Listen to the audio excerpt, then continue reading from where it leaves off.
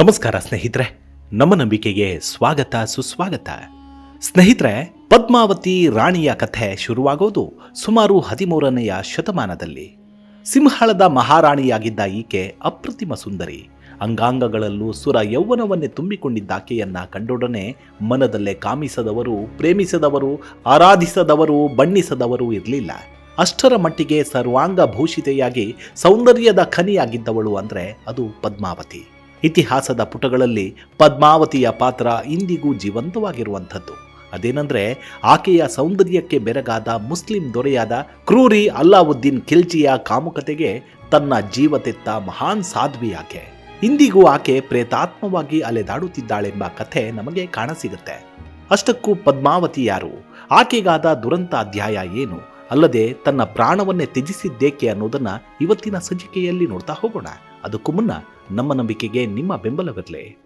ಸ್ನೇಹಿತರೆ, ಸಿಂಹಳದ ರಾಜ ಗಂಧರ್ವ ಸೇನನ ಮಗಳೇ ಈ ಪದ್ಮಿನಿ. ಆಕೆಯನ್ನ ಪದ್ಮಾವತಿ ಎಂದು ಕರೀತಿರ್ತಾರೆ. ಅತಿಶಯ ಸೌಂದರ್ಯದ ಖನಿ. ಆಕೆಯ ಸೌಂದರ್ಯದ ವರ್ಣನೆ ಪ್ರಪಂಚದೆಲ್ಲೆಡೆ ಪ್ರಚಲಿತದಲ್ಲಿತ್ತು. ಪದ್ಮಾವತಿಯ ಹತ್ತಿರ ಹಿರಾಮಣಿ ಎನ್ನುವ ಮಾತನಾಡುವ ಗಿಳಿ ಇತ್ತಂತೆ. ಅದು ಹೇಗೋ ಒಮ್ಮೆ ಬೇಟೆಗಾರನೊಬ್ಬನ ಬಲೆಗೆ ಬಿದ್ದಿತ್ತು. ಬಲೆಗೆ ಬಿದ್ದಿದ್ದ ಗಿಳಿ ಹೇಗೋ ಮೇವಾಡದ ರತ್ನಸಿಂಹನೆನ್ನುವ ರಾಜನ ಬಳಿ ಬಂದು ಸೇರ್ತು. ರಾವಲ್ ಶಾಖೆಯ ಗುಹಿಲ ವಂಶದ ಚಿತ್ರಕೂಟವನ್ನಾಳಿದ ಅರಸು ರತ್ನಸಿಂಹ. ಇವನಿಗೆ ಈಗಾಗಲೇ ನಾಗಮತಿ ಎನ್ನುವ ರಾಜಕುಮಾರಿಯೊಡನೆ ಮದುವೆಯಾಗಿತ್ತು. ಗಿಳಿಯ ಬಾಯಿಯಿಂದ ಕೇಳಿದ ಪದ್ಮಾವತಿಯ ಸೌಂದರ್ಯದ ಕುರಿತಾದ ಸ್ತುತಿಗೆ ಮಾರು ಹೋದ ರತ್ನಸಿಂಹ ಅವಳನ್ನ ಮದುವೆಯಾಗಲು ನಿರ್ಧರಿಸ್ತಾನೆ. ತನ್ನ 16,000 ಸೈನಿಕರೊಡನೆ ಸಮುದ್ರ ದಾಟಿ ವೇಷಾಂತರದಿಂದ ಸಿಂಹಳಕ್ಕೆ ಬಂದ ರತ್ನಸಿಂಹ ಪದ್ಮಾವತಿಯ ಭೇಟಿಗಾಗಿ ಅದೆಷ್ಟೋ ದಿನ ಕಾಯುತ್ತಾನೆ. ಅವಳ ಭೇಟಿಯಾಗದೆ ಹತಾಶನಾಗಿದ್ದ. ಆಗ ಒಂದು ದಿನ ಅವನ ಕನಸಿನಲ್ಲಿ ಶಿವ ಪಾರ್ವತಿಯರು ಕಾಣಿಸಿಕೊಂಡು ಸಿಂಹಳವನ್ನ ಯುದ್ಧದಲ್ಲಿ ಗೆದ್ದು ಪದ್ಮಾವತಿಯನ್ನ ತನ್ನವಳಾಗಿಸಿಕೊಳ್ಳುವಂತೆ ಸಂದೇಶ ಕೊಟ್ಟರಂತೆ.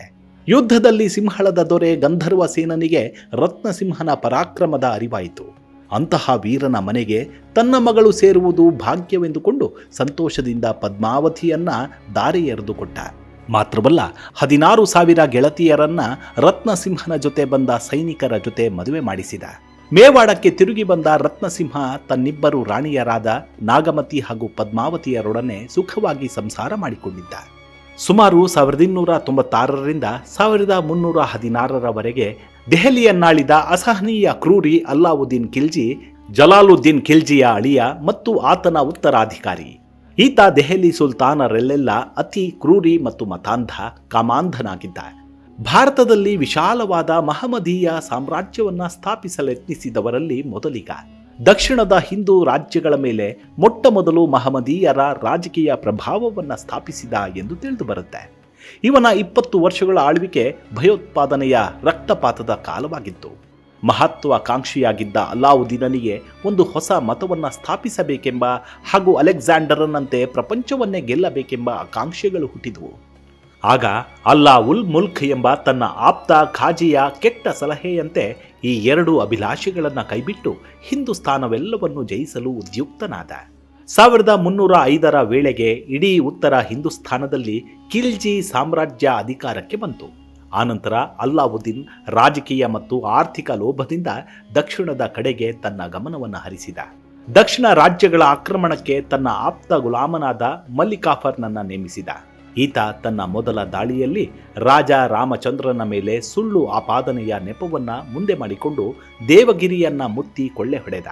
ನಂತರದ ದಂಡಯಾತ್ರೆಯಲ್ಲಿ ವಾರಂಗಲ್ಲಿನ ಪ್ರತಾಪರುದ್ರನನ್ನ ಸೋಲಿಸಿದ. 1313ರಲ್ಲಿ ಹೊಯ್ಸಳ 3ನೆಯ ವೀರ ಬಲ್ಲಾಳನನ್ನ ಸೋಲಿಸಿ ದೋರ ಸಮುದ್ರವನ್ನ ಕೊಳ್ಳೆ ಹೊಡೆದ. ಮದುರೈ ಹಾಗೂ ರಾಮೇಶ್ವರದವರೆಗೂ ದಂಡೆತ್ತಿ ಹೋಗಿ ಪಾಂಡ್ಯರನ್ನು ಸೋಲಿಸಿ ವಿಶೇಷವಾದ ಐಶ್ವರ್ಯವನ್ನ ದೋಚಿದ. ಈ ದಂಡಯಾತ್ರೆಗಳಿಂದ ಅದೆಷ್ಟೋ ಮಂದಿ ಮಡಿದರು. ಅನೇಕ ಪಟ್ಟಣಗಳು ಹಾಗೂ ದೇವಾಲಯಗಳು ನಾಶವಾದವು. ಅಪಾರ ಸಂಪತ್ತು ಸುಲ್ತಾನನ ವಶವಾಯಿತು.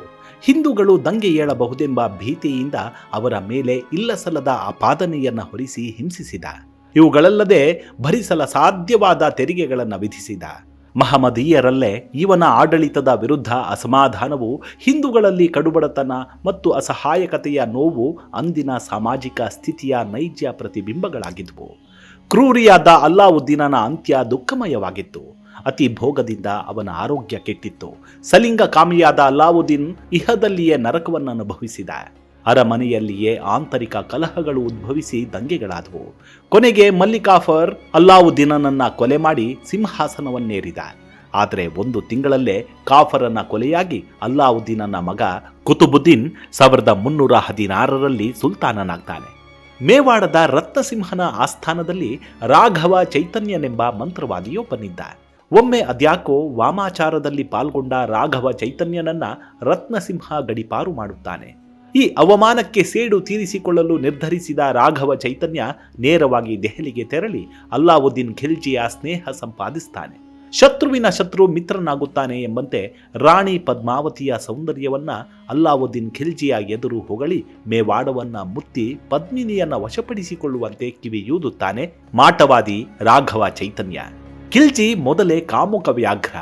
ಖಿಲ್ಜಿಗೆ ಹೆಣ್ಣು ಮತ್ತು ಗಂಡುಗಳ ವ್ಯತ್ಯಾಸವೇ ಗೊತ್ತಿರಲಿಲ್ಲ. ಗಂಡಸರು, ಹೆಂಗಸರು, ಮಕ್ಕಳು ಸೇರಿ ಅವನ ಅಖಾಡದಲ್ಲಿದ್ದವರು ಕಡಿಮೆ ಅಂದ್ರೂ 70,000 ಮಂದಿ. ಅದರಲ್ಲೂ ಅವನಿಗೆ ಅತ್ಯಂತ ಪ್ರೀತಿ ಪಾತ್ರಳಾದವನು ಚಾಂದಾರಾಮ. ಗುಜರಾತಿನ ಬಚ್ಚಬಾಜಿ ಮಾರ್ಕೆಟಿನಲ್ಲಿ ಚಂದರಾಮನನ್ನ ನೋಡಿದ ಕೂಡಲೇ ಖಿಲ್ಜಿಗೆ ಪ್ರೇಮಾಂಕುರವಾಗತ್ತೆ. ಬಚ್ಚಬಾಜಿ ಎಂಬುದು ಅಫ್ಘಾನಿಸ್ತಾನದಿಂದ ಭಾರತದ ಒಳಪ್ರವೇಶಿಸಿದ್ದು. ದಾಳಿಕೋರರು ತಮ್ಮ ದಾಹ ತೀರಿಸಿಕೊಳ್ಳಲು ಪುರುಷ ನರ್ತಕರು ಹಾಗೂ ಗಂಡು ಮಕ್ಕಳನ್ನ ಸ್ತ್ರೀ ವೇಷ ತೊಡಿಸಿ ತಮ್ಮೊಡನೆ ಕರೆತರುತ್ತಿದ್ರು. ಇದು ಮುಂದೆ ಮೊಘಲರ ಕಾಲದಲ್ಲಿ ದೊಡ್ಡ ದಂಧೆಯಾಗಿ ಬೆಳೀತು. ಈಗಲೂ ಕೂಡ ಅಪ್ರಾಪ್ತ ಮಕ್ಕಳನ್ನ ಲೈಂಗಿಕ ಪರಿವರ್ತನೆ ಮಾಡಿಕೊಂಡು ನೇಮಿಸಿಕೊಳ್ಳುವ ಪದ್ಧತಿ ಅಫ್ಘಾನಿಸ್ತಾನದಂತಹ ಪ್ರದೇಶದಲ್ಲಿದೆ. ಚಾಂದಾರಾಮ್ನನ್ನ 1000 ವರಹಗಳನ್ನ ಕೊಟ್ಟು ಖರೀದಿಸಿದ್ದರಿಂದ ಇವನಿಗೆ ಹಜಾರಿ ದಿನಾರಿ ಎಂಬ ಹೆಸರು ಅಂಟಿಕೊಂಡಿತ್ತು.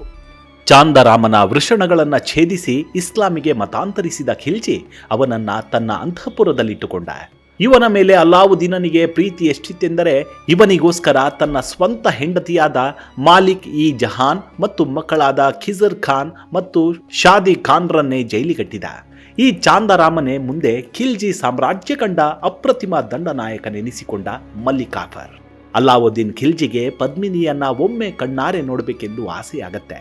ಆಗ ಪದ್ಮಿನಿಯನ್ನ ನೋಡುವ ಬಯಕೆಯ ಕುರಿತಾಗಿ ಮೇವಾಡದ ರಾಜ ರತ್ನಸಿಂಹನಿಗೆ ಸಂದೇಶವನ್ನು ಕಳುಹಿಸಿದ. ರತ್ನಸಿಂಹನಿಗೆ ಈಗ ನಿಜವಾಗಲೂ ಸಂದಿಗ್ಧ ಪರಿಸ್ಥಿತಿ ಏರ್ಪಟ್ಟಿತ್ತು. ದೆಹಲಿಯ ಸುಲ್ತಾನನಿಗೆ ಹೆಂಡತಿಯನ್ನ ತೋರಿಸುವುದಕ್ಕೆ ಮನಸ್ಸು ಒಪ್ಪಿಕೊಳ್ಳುವುದು ಹೇಗೆ? ಒಪ್ಪಿಕೊಳ್ಳದಿದ್ದರೆ ಸುಲ್ತಾನ ಸುಮ್ಮನೆ ಬಿಟ್ಟಾನ? ಹೀಗೆ ಚಿಂತಾಕ್ರಾಂತನಾದ. ಕೊನೆಗೆ ಒಂದು ಉಪಾಯ ಮಾಡಿದ. ಕನ್ನಡಿಯಲ್ಲಿ ಅವಳ ಮುಖ ತೋರಿಸಲು ಒಪ್ಪಿರೋದಾಗಿ ತಿಳಿಸಿದ. ಉತ್ತರ ಸ್ವೀಕರಿಸಿದ ಖಿಲ್ಜಿಯು ಮೇವಾಡಕ್ಕೆ ಬಂದ. ಅಲ್ಲಿ ಕನ್ನಡಿಯಲ್ಲಿ ಪದ್ಮಿನಿಯ ಮುಖ ನೋಡಿದವನೇ ಹೌಹಾರಿದ. ತನ್ನ ಜನಾನದಲ್ಲಿದ್ದ ಎಲ್ಲರನ್ನೂ ಒಟ್ಟು ಸೇರಿಸಿದರೂ ಇವಳಂತಹ ಒಬ್ಬ ಸುಂದರಿ ಹುಟ್ಟಲಾರಳೆಂದು ಆತನಿಗೆ ಮನವರಿಕೆಯಾಗಿತ್ತು.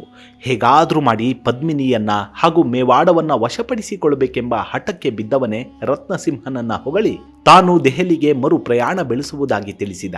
ರಾಜ ಮರ್ಯಾದೆಯಂತೆ ಅವನನ್ನು ಕೋಟೆಯ ದ್ವಾರದವರೆಗೆ ಬೀಳ್ಕೊಡಲು ಬಂದ ರತ್ನಸಿಂಹನನ್ನು ಮೊದಲೇ ತಯಾರಿದ್ದ ಖಿಲ್ಜಿಯ ಸೈನಿಕರು ಒಮ್ಮೆಲೆ ಆಕ್ರಮಿಸಿ ಬಂಧಿಸಿಬಿಡ್ತಾರೆ. ಇನ್ನು 10 ದಿನಗಳಲ್ಲಿ ಪದ್ಮಿನಿ ತನ್ನವಳಾಗದಿದ್ದರೆ ರತ್ನಸಿಂಹನ ತಲೆ ಕಡಿದು ಕಳುಹಿಸುವುದಾಗಿ ಖಿಲ್ಜಿ ಬೆದರಿಕೆ ಹಾಕಿದ. ಇತ್ತ ಪದ್ಮಿನಿ ಮೇವಾಡದ ಸೇನಾಪತಿ ಗೋರಾನ ಜೊತೆ ಒಂದು ತಂತ್ರ ರಚಿಸಿದ್ಲು. ಸೈನಿಕ ಪಹರೆ ಇಲ್ಲದೆ ತನ್ನ ಪತಿಯನ್ನ ಸಂಧಿಸಲು ಅವಕಾಶ ನೀಡಿದರೆ ತಾನು ತನ್ನ 700 ಸಖಿಯರೊಡನೆ ದಿಲ್ಲಿಗೆ ಬಂದು ನಿನ್ನವಳಾಗುವುದಾಗಿ ತಿಳಿಸ್ತಾಳೆ. ಒಬ್ಬಳ ಜೊತೆ ಇನ್ನು 700 ಸಿಕ್ಕರೆ ಲಾಭವೇ ತಾನೆ ಎಂದು ಖಿಲ್ಜಿ ಮರು ಮಾತನಾಡದೆ ಒಪ್ಪಿಕೊಂಡ. ಆದರೆ ನಡೆದದ್ದೇ ಬೇರೆ. 700 ಪಲ್ಲಕ್ಕಿಗಳಲ್ಲಿ ಪ್ರತಿ ಪಲ್ಲಕ್ಕಿಯಲ್ಲೂ ವೇಷ ಮರೆಸಿಕೊಂಡ ಸಶಸ್ತ್ರ ಸೈನಿಕರು ಜೊತೆಗೆ 4 ಹೊರುವವರು ಒಟ್ಟು ಸೇರಿ 3,500 ಮಂದಿ ಗೋರಾ ಬಾದಲರ ನೇತೃತ್ವದಲ್ಲಿ ದಿಲ್ಲಿಗೆ ತಲುಪುತ್ತಾರೆ. ಕೊಟ್ಟ ಮಾತಿನಂತೆ ಖಿಲ್ಜಿ ಪಲ್ಲಕ್ಕಿಯಲ್ಲಿದ್ದ ಪದ್ಮನಿಗೆ ರತ್ನಸಿಂಹವನ್ನ ಭೇಟಿಯಾಗಲು ಅವಕಾಶವನ್ನ ಕೊಟ್ಟ. ಆದರೆ ಪಲ್ಲಕ್ಕಿಯಲ್ಲಿ ಅವಳಿದ್ದರೆ ತಾನೆ. ಸೈನಿಕರು ರತ್ನಸಿಂಹನನ್ನ ಸೆರೆಯಿಂದ ಬಿಡಿಸಿ ಮೇವಾಡದತ್ತ ಕರೆದೊಯ್ತಾರೆ. ಸುದ್ದಿ ಖಿಲ್ಜಿಯ ದಂಡನಾಯಕ ಜಾಫರನಿಗೆ ತಲುಪುತ್ತೆ. ಆತ ಸೈನ್ಯವನ್ನ ಸಜ್ಜುಗೊಳಿಸಿ ರತ್ನಸಿಂಹನ ಬೆನ್ನಟ್ಟಿದ. ಆದರೆ ಅವರ ಎದುರಾದದ್ದು ರಾಜಸ್ಥಾನ ಕಂಡ 2 ಅಪ್ರತಿಮ ವೀರಮಣಿಗಳಾದ ಗೋರಾ ಬಾದಲರು. ಗೋರಾ ಬಾದಲರ ಶೌರ್ಯದೆದುರು ಖಿಲ್ಜಿಯ ಖಡ್ಗಗಳು ಕತ್ತರಿಸಿ ಬಿದುವು. ಅವರನ್ನ ತಡೆಯುವವರಿಲ್ಲದೆ ದೆಹಲಿಯ ಕೋಟೆಗಳು ತತ್ತರಿಸಿ ಬಿದುವು. ಲಕ್ಷ ಲಕ್ಷ ಸೈನಿಕರು ಗೋರಾ ಬಾದಲರ ಕತ್ತಿಗೆ ಸಿಕ್ಕು ತರಿದು ಹೋದರು. ಎದುರಿಂದ ಗೆಲ್ಲಲಾಗದೆ ಹಿಂದಿನಿಂದ ಗೋರಾನ ಕಾಲಿಗೆ ಕತ್ತಿ ಬೀಸಿದನಂತೆ ಜಾಫರ್. ಕೆಳಗೆ ಬಿದ್ದವನ ಕುತ್ತಿಗೆಗೆ ಪ್ರಹಾರ ಮಾಡಿದ. ಕುತ್ತಿಗೆ ಇಲ್ಲದ ಗೋರಾನ ದೇಹ ವೈರಿಗಳ ಮೇಲೆ ಮುಗಿಬಿತ್ತಂತೆ. ಮುಂದಿನ ಹೊಡೆತಕ್ಕೆ ಜಾಫರ್ ನಿರ್ಜೀವನಾಗಿದ್ದ. ಚಿಕ್ಕಪ್ಪ ಗೋರಾನ ದೇಹ ಆ ರೀತಿ ಹೋರಾಡುವುದನ್ನು ನೋಡಿ ಬಾದಲ್ ತಾನೇನು ಕಡಿಮೆ ಎಂದು ಮಹಾರುದ್ರನಂತೆ ದೆಹಲಿಯ ಸೈನಿಕರ ಮೇಲೆರಗಿದ. ಎಂತಹ ಅಪ್ರತಿಮ ವರ್ಣನೆ! ಪ್ರಳಯ ಭಯಂಕರ ಜ್ವಾಲಾಮುಖಿ ಬಾಯಿ ತೆರೆದಂತೆ ಭೀಕರ ಚಂಡಮಾರುತ ಅಪ್ಪಳಿಸಿದಂತೆ ಬಾದಲ್ ದೆಹಲಿಯ ಸೈನಿಕರ ಮೇಲೆ ಮುಗಿಬಿದ್ದ. ಹೊಟ್ಟೆ ಬಗೆದು ಕರುಳು ಹೊರಬಂದಿದ್ದರೂ ತನ್ನ ಪಗಡೆಯನ್ನ ಬಿಚ್ಚಿ ಹೊಟ್ಟೆಗೆ ಕಟ್ಟಿ ಹೋರಾಡುತ್ತಿದ್ದಾನೆ ಬಾದಲ್. ಆದರೆ ಕೊನೆಗೂ ಆಗುವುದೇ ಆಯಿತು. ತಮ್ಮ ಕಣಕಣದ ರಕ್ತವನ್ನು ಯುದ್ಧ ಭೂಮಿಯಲ್ಲಿ ಬಿತ್ತಿದ ಗೋರ ಬಾದಲರು ಭಾರತ ಮಾತೆಯ ಮಣ್ಣಿನಲ್ಲಿ ಒಂದಾಗಿ ಹೋದರು. ಅತ್ತ ರತ್ನಸಿಂಹ ಸುರಕ್ಷಿತವಾಗಿ ಮೇವಾಡ ತಲುಪಿದ್ದ. ಈ ಸೋಲಿನ ಅವಮಾನದಿಂದ ಚೇತರಿಸಿಕೊಳ್ಳುವುದು ಅಲ್ಲಾವುದ್ದೀನನಿಗೆ ಬಹಳ ಕಷ್ಟವಾಯಿತು. ಮುಂದಿನ ವರ್ಷ ಆತ ಭಾರಿ ಸೈನ್ಯದೊಡನೆ ಚಿತ್ತೂರಿಗೆ ಬಂದು ಘನಘೋರವಾದ ದಾಳಿ ಮಾಡಿದ. ಇತರೆ ರಜಪೂತರ ಸಹಾಯ ಪಡೆಯಲು ರತ್ನಸಿಂಹ ಪ್ರಯತ್ನಿಸಿದ್ರೂ ಸಾಧ್ಯವಾಗಲಿಲ್ಲ. ಚಿತ್ತೂರು 7 ತಿಂಗಳುಗಳ ಕಾಲ ಏಕಾಂಗಿಯಾಗಿ ಹೋರಾಡಬೇಕಾಯಿತು. ಕೋಟೆಯಲ್ಲಿದ್ದ ಆಹಾರದ ದಾಸ್ತಾನು ಖಾಲಿಯಾಗಿತ್ತು. ಇನ್ನು ಉಳಿಯುವುದು ಕಷ್ಟವೆಂದು ಕಂಡುಬಂದಾಗ ರತ್ನಸಿಂಹ ಮತ್ತವನ ಸೈನಿಕರು ಕೋಟೆಯ ಬಾಗಿಲನ್ನು ತೆರೆದು ಸುಲ್ತಾನನ ಸೈನ್ಯದ ಮೇಲೆ ಬಿದ್ದು ಪ್ರಾಣವಿರುವವರೆಗೂ ಹೋರಾಡಿ ಹುತಾತ್ಮರಾದರು. ಇತ್ತ ಚಿತ್ರಕೂಟ ಕೋಟೆಯೊಳಗೆ ಪದ್ಮಿನಿ ಮತ್ತವಳ ಸಖಿಯರು ವಿಶಾಲವಾದ ಅಗ್ನಿಕುಂಡವನ್ನು ಸಿದ್ಧಪಡಿಸಿ ಅದರಲ್ಲಿ ಧುಮುಕಿ ಜೋಹರ್ ಆಚರಿಸಿದರು. ಕೋಟೆ ಗೆದ್ದ ವಿಜಯೋತ್ಸವದಲ್ಲಿ ಒಳಗೆ ಬಂದ ಖಿಲ್ಜಿಗೆ ಕಂಡದ್ದು ಬೂದಿಗಳ ರಾಶಿಯಷ್ಟೇ. ಧರ್ಮ ಬಲಗಳ ಅಪ್ರತಿಮ ಉಪಮೆಯಾಗಿ ಪದ್ಮಿನಿ ಭಾರತೀಯರ ಮನೆ ಮನಗಳಲ್ಲಿ ಚಿರಸ್ಥಾಯಿಯಾಗಿ ಹೋದ್ಲು. ಮೇವಾಡದ ಚಿತ್ತೋರ್ಗಢ ಕೋಟೆ 3 ಬಾರಿ ಜೋಹರನ್ನ ಕಂಡಿದೆ. ಖಿಲ್ಜಿಯ ಆಕ್ರಮಣವಾದಾಗ ಪದ್ಮಿನಿಯು ಆತ್ಮಾರ್ಪಣೆ ಮಾಡಿಕೊಂಡದ್ದು ಮೊದಲ ಬಾರಿ. ರಾಣಸಂಗನ ಕಾಲದಲ್ಲಿ ಬಹದ್ದೂರ್ ಶಾ ಜಾಫರನ ಆಕ್ರಮಣವಾದಾಗ ರಾಣಿ ಕರ್ಣಾವತಿಯದ್ದು 2ನೇ ಬಾರಿ ಹಾಗೂ ರಾಣಾ ಉದಯ ಸಿಂಗನು ಅಕ್ಬರನೆದುರು ಸೋತಾಗ 3ನೇ ಬಾರಿ. ಇಂತಹ ಪದ್ಮಿನಿ ಆತ್ಮರೂಪಿಯಾಗಿ ಇಲ್ಲಿ ಸುತ್ತಾಡುತ್ತಿದ್ದು ಆಕೆಯೊಂದಿಗೆ ಅಗ್ನಿಗಾಹುತಿಯಾದ ಸಖಿಯರು ಕೂಡ ಇಂದಿಗೂ ಪ್ರೇತವಾಗಿದ್ದಾರೆ. ಅಮಾವಾಸ್ಯೆ ಹುಣ್ಣಿಮೆಗೆ ಈ ಪಾಳು ಬಿದ್ದ ಕೋಟೆಯಲ್ಲಿ ಚಿತ್ರ ವಿಚಿತ್ರ ಕೂಗು ಕೇಳಿಸುವುದಾಗಿ ಸ್ಥಳೀಯರು ಹೇಳ್ತಾರೆ. ಇಂದಿಗೂ ಕತ್ತಲಾಗುತ್ತಿದ್ದಂತೆ ಅಲ್ಲಿಗೆ ಹೋಗೋದನ್ನು ನಿರ್ಬಂಧಿಸಲಾಗಿದೆ. ಹಾಗಾಗಿ ಅವರ ಆತ್ಮಗಳಿಗೆ ಶಾಂತಿ ಸಿಗಲೆಂದು ಅಲ್ಲಿನವರು ಹೋಳಿ ದೀಪಾವಳಿ ಸಂದರ್ಭದಲ್ಲಿ ವಿಶೇಷ ಪೂಜೆ ಮಾಡ್ತಾರೆ. ಆದರೆ ಪ್ರೇತವಾಗಿದ್ದಾಳೋ ಅಥವಾ ಕಟ್ಟುಕಥೆಯೋ ಅದು ತಿಳಿದವರೇ ಬಲ್ಲರು. ಆದರೆ ಇತಿಹಾಸದ ಪುಟಗಳಲ್ಲಿ ಮಾತ್ರ ಅಂದಿನ ಕ್ರೂರತೆಯಂತೂ ಕಣ್ಣಿಗೆ ಕಟ್ಟಿದಂತೆ ಇಂದಿಗೂ ಜೀವಂತವಾಗಿದೆ. ಇವಿಷ್ಟು ಪದ್ಮಾವತಿ ರಾಣಿಯ ಕುರಿತಾದ ಕೆಲವೊಂದಷ್ಟು ಮಾಹಿತಿ. ಮುಂದಿನ ಸಂಚಿಕೆಯಲ್ಲಿ ಮತ್ತೆ ಸಿಗೋಣ. ಅಲ್ಲಿವರೆಗೂ ನಿಮ್ಮ ಆರೋಗ್ಯದ ಕಡೆ ಗಮನವಿರಲಿ. Take care. ನಮಸ್ಕಾರ.